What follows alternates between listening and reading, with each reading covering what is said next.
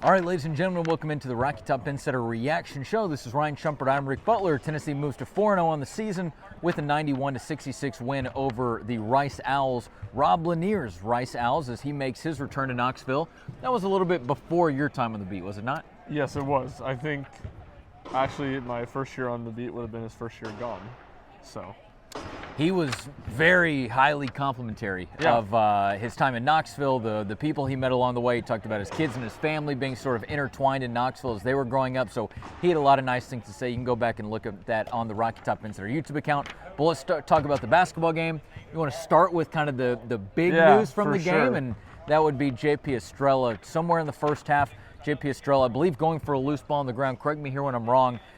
Just kind of bangs into another player, kind of hits that knee, the left leg. Rick Barnes did not have a lot to say after the game. All he could say, though, was that he confirmed that it was a left leg injury. What's kind of your thoughts on everything that went down there? Yeah, I mean, kind of bending down for a ball and kind of diving a Rice player, but a Rice player goes into his left leg and knee. And yeah, I mean, some obvious pain immediately. Yeah, just feel for JP. Obviously, has had an awesome start to the season. Yeah. And after missing basically all, I think he played 4 games last year, maybe 3 games last year before having season-ending foot surgery. So, yeah, I think who knows what exactly it'll be, how serious the injury it's going to be. It certainly doesn't look like something that I don't expect him playing Thursday night against TSU. Sure. Or probably not next week either, at the very least. So we'll see what happens, but and save too much of the somberness for if it's serious, but just I think hard not to feel really bad for JP after the injury he had last year. Yeah, one of those guys who was constantly on the floor, kind of feeding the floor, if you will, for his teammates. Yeah. Always had a great attitude, always, was very known on social media for doing those post-game pictures. And you're right, it was a long road to get back for him from that previous injury.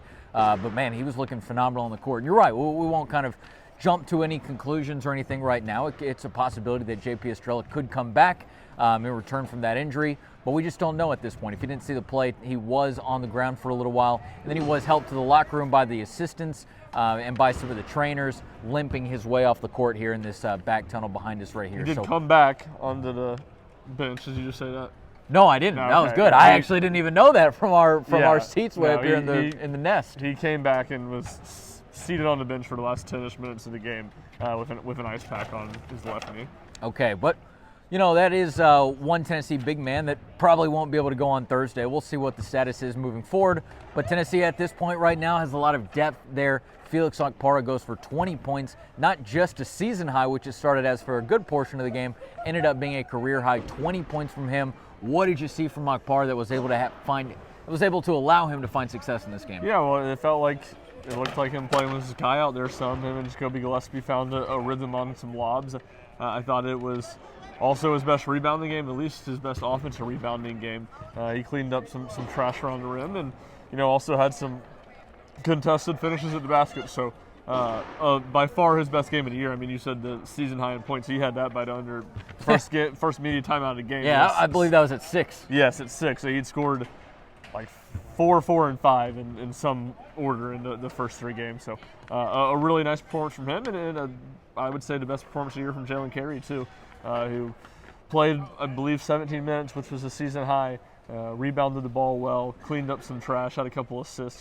He looked the best he's looked this year, and he talked about it with us post game. Talked about the bench being a good motivator. He didn't play much last week against North Florida, and just trying to keep a good attitude and get things back on the right track for him. Yeah, sort of a man in the mirror moment for Jalen Carey when he said that, hey, when you spend some time on the bench, it's a lot of time that you use for self-reflection. I believe you asked him a follow-up question, just what was that about? If you want to go and see his full answer, it is on the Rocky Top Insider YouTube account.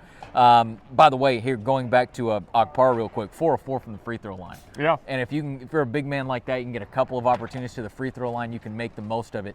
That is always going to help keep Tennessee in contention and keep him on the floor as well. But man, that depth continues to show itself. Even with Estrella being out for half the game, that depth continues to show why it is a force in this Tennessee roster. And that was something that Rob Lanier also talked about as well. Somebody asked him, what stands out about the depth of Tennessee's front court? He said, the depth. I thought that was a great way to answer that. Looking down the stat sheet, Nate Ament, had a double-double for today, 19 points and 10 rebounds. He gets to the free throw line for 9 shots, makes 7 of them.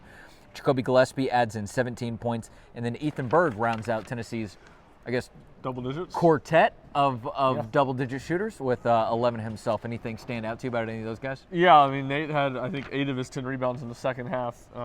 Offensively, it looked a lot like it has. Didn't shoot it great from the perimeter again tonight, but did a lot of other things to like. Rick Barnes called Jacoby Gillespie's second half the best half he's played this season, which I think he had 7 points on like 3 of 5 shooting.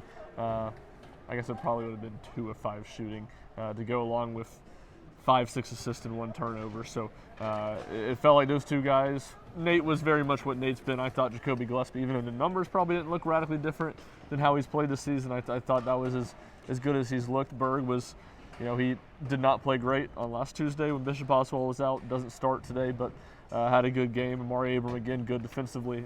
Some ill-advised turnovers, some ill-advised shot selection offensively, but did some nice things there. So really, I mean, I would say it was, I thought, overall, Tennessee's best performance of the season. Obviously, it's kind of, it's all relatively similar and hard to say given the competition, but a lot to like from the performance on the court. We could keep running down the box score for a little while, talk about some of these players again, and Ethan Berg, who comes back off the bench this time after starting the last game. Again, he goes up to 11 points. But last thing that I kind of want to hit is something that you talked about in your 3 quick takeaways article for Rocky Top Insider.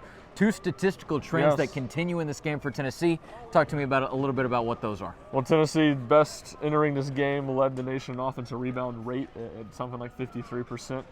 Looking up at the stat sheet on the banner right now, they missed 31 shots tonight, and they got 18 offensive rebounds. I think that's the best way to think about offensive rebounding. Think about that. You miss 31 shots, you get a rebound on 18 of them. Sure. Tennessee continues to be a lead on the offensive glass. I think that was like 58%. Someone can check me on the math. But and again, they're doing it against teams that they're bigger than, and I fully expect the numbers to go down, but this is going to be a really good offensive rebounding team. On the flip, that's a big reason why on a night where Tennessee makes 6 3-pointers in a relatively low possession game, they score 91 points. And in turnovers, it's 4 games in. Again, all against weak competition. Tennessee hasn't had a single-digit turnover game yet, so I just think that's going to be a problem for this team. At least they're going to have to prove otherwise at this point.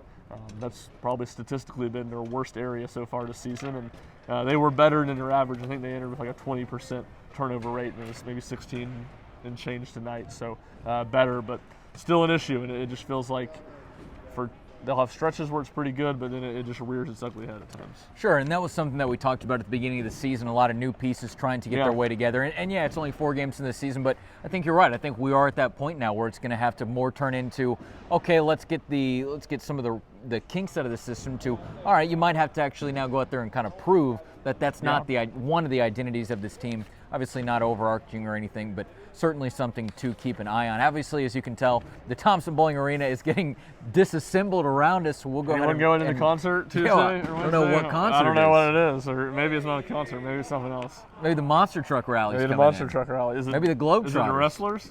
It's not the wrestlers are not coming in this week. I wish. I might be taking a night off if it was. Anything else you want to wrap up before we get out of here? No, we've hit it all. Stay tuned to Rocky Top Insider for more Tennessee basketball and football news. It's coming out throughout the weekend, but also stay tuned for potentially an update on JP Estrella. I believe, what do they say? An availability on Wednesday. Yep. So that might be the next opportunity we get a little bit of news on Estrella's status. Hey, this is Ryan Schumpert. I'm Rick Butler. You've been watching the Rocky Top Insider Reaction Show.